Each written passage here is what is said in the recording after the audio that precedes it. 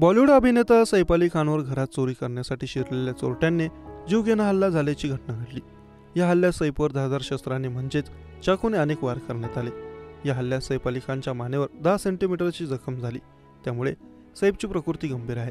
दरम्यान ही घटना पाहता ही चोरी नव्हे तर सैफचा जीव घेण्याचा संशय येतोय। या प्रकरणी पोलीस तपास करतायत। सैफ अली खानच्या वांद्र्यातील घरात पहाटे 2 वाजता ही घटना घडली। त्याचं झालं असं की चोरटे पहाटेच्या सुमारास सैफ अली खानच्या घरात घुसले होते। यावेळी घरात चोरी करत असताना सैफला जाग आली होती। यावेळी सैफने मास्क घातलेले चोरटा पाहताच हा संपूर्ण घटनाक्रम उघडला। यावेळी सैफवर चोरट्याने चाकूने धारदार वार केले। या हल्ल्यात सैफच्या मानेवर 10 सेंटीमीटरची जखम झाली। सैफ सोबत त्याच्या घरातील एक कर्मचारी देखील जखमी झाला। या घटनेनंतर चोरट्याने पळ काढला होता। दरम्यान या घटनेनंतर सैफ अली खानला लीलावती रुग्णालयात दाखल करण्यात आलं। यावेळी लीलावती रुग्णालयात डॉक्टर डांगे आणि लीना यांच्याकडून ऑपरेशन करण्यात आलं, त्यामुळे मानेवर सर्जरी करून धारदार वस्तू बाहेर काढण्यात आली आहे। सध्या सैफ अली खानची प्रकृती स्थिर असल्याची माहिती समोर येते।